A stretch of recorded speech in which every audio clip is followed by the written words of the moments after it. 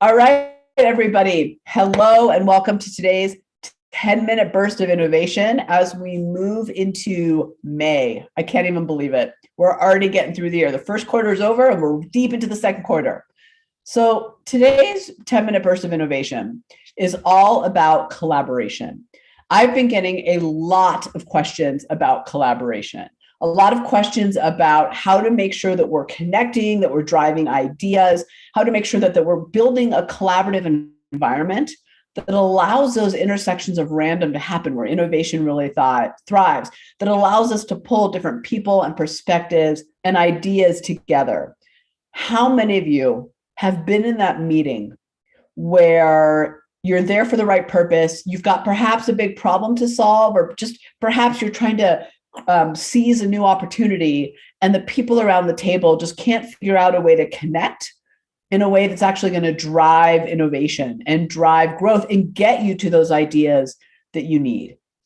I see this all the time. So I want to give you 3 things to think about that in your next meeting or conversation, formal or informal, will help you drive real collaboration, will help you drive conversation that gets you to those stronger outcomes. Now, we could have an entire 5-hour workshop, maybe 2-day workshop on this, but we're doing a 10-minute burst here. So I'm going to dig in and tell you 3 quick ones that are really important. So let me go ahead and share my screen. Okay. So first of all, I just want to remind us all, this is a heat map or heat circle, I guess, of a client that I recently had in their everyday innovator styles. So I want you to remember something just as a foundational element for driving collaboration. Everybody at that table that you're trying to collaborate with has a different everyday innovator style. And what that means is that there's diversity of thinking, experience, moods, communication styles around the table. We need to make our meetings as dynamic as the people that we're having the meetings with. Let me say that again, because I think it's so important. We need to make our meetings as dynamic as the people at the table. Oftentimes what I see is when we have a meeting of some kind, it's like I say as the leader, here's what we're talking about, and then it's just kind of open for conversation. Well, not everybody is the conversationalist. Some people need to process. Some people need to ask questions. Some people need to think ahead. Some people need to pull in different perspectives, right? Depends on your innovator style.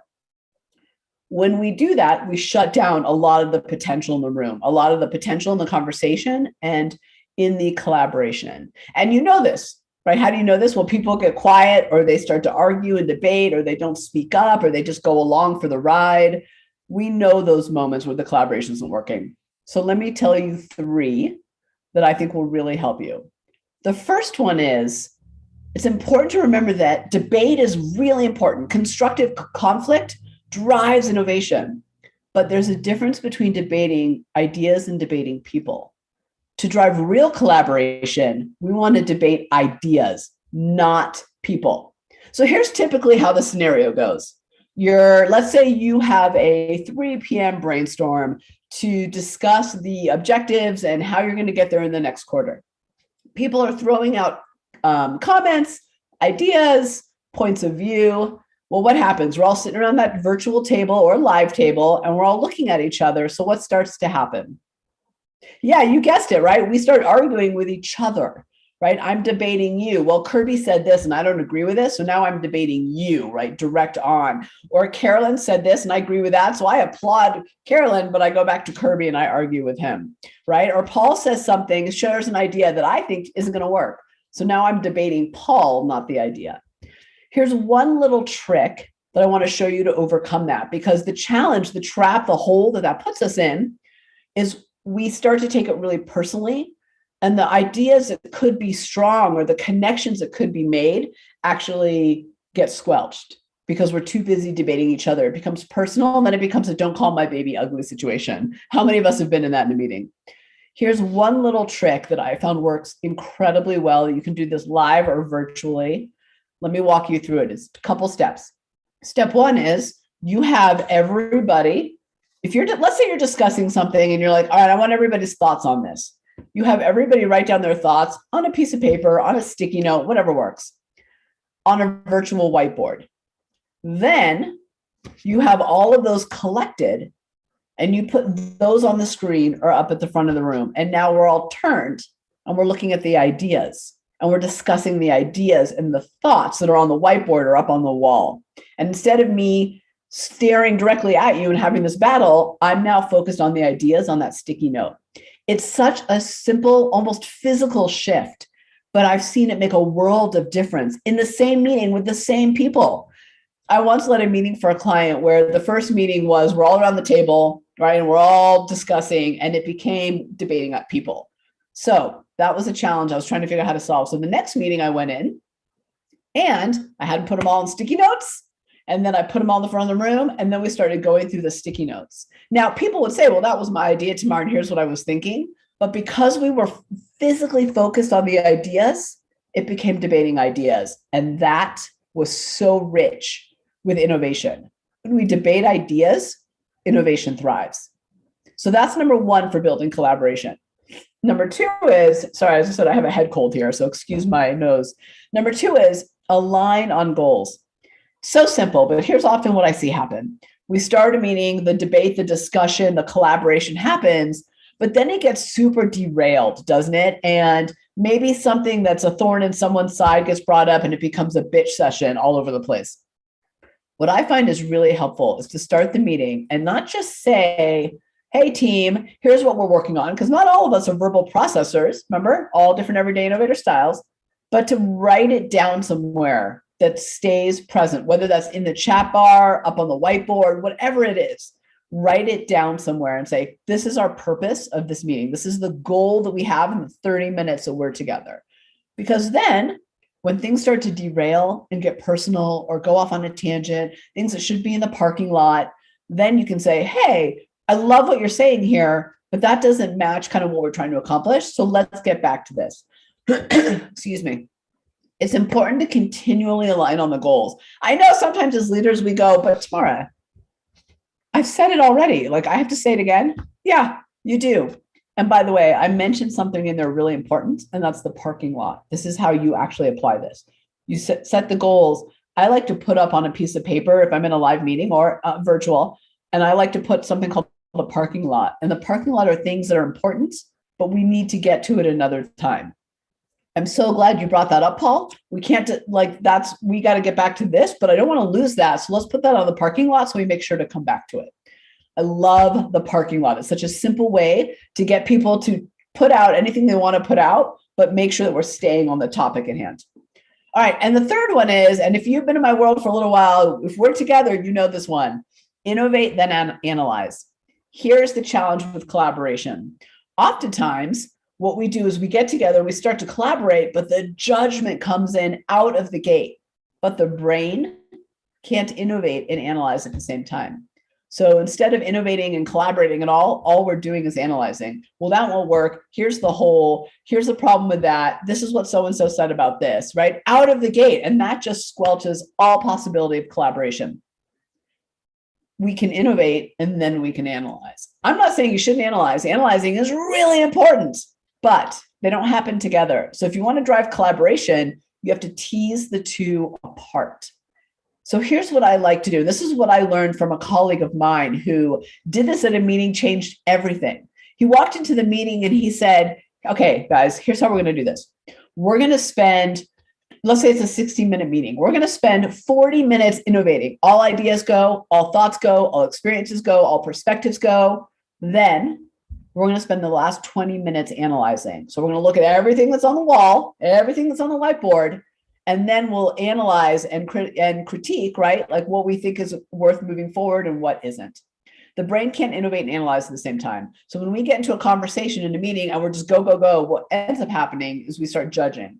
We need to tell people, all right, it's 40 minutes of innovation, 20 minutes of analysis. That's how we're going to do this. People who are prone to judgment, the naysayers, prone to yes butting, feel at ease because they know they're not going to be shut down for their need to poke holes. That's going to come, but we're going to do that a little later. And that lizard brain, Bernard in my head, who's like, that won't work. That's a bad idea. That's stupid. He gets quieted because he goes, all right, Tamara, you're going to innovate for 40 and then I'm going to come back online. And that's okay. But I find that if we actually structure our meetings in a way where we innovate and then analyze, the collaboration is 100-fold. So debate ideas, not people, align on goals continually, use the parking lot, innovate, then analyze. All right, so Mia says, let all in caps the ideas pour in, the more the better. Yes, and I love that. So when we are, particularly number 3, innovating and analyzing, all ideas go. And the parking lot allows us to do that too, right? Because we don't want to stop somebody. If they have an aha moment in the meeting that maybe actually has something to do with something else, but it comes to them then, don't we want to give them a chance to say it out loud? Of course we do. That's what the parking lot is for. Kirby says, visualize the pouring in of ideas from a pitcher. I love that. Yes, exactly. Now that goes, Kirby, to number 1, debate ideas, not people. I love debate, but debating people doesn't help, right? It becomes a very sticky situation and becomes very personal. We want to debate ideas.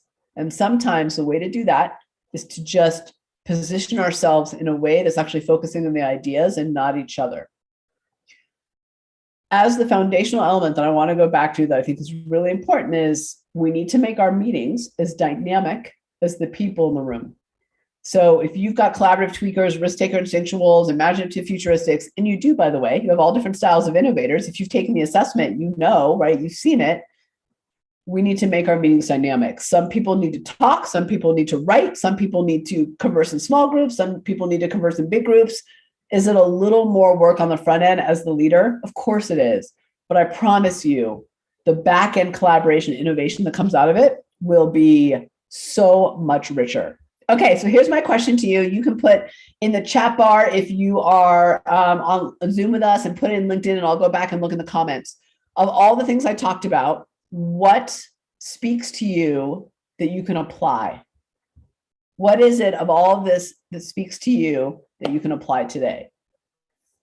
Kirby says, align on goals. Yeah, you know, it's funny. I think goals are one of those things that we assume we're all on the same page.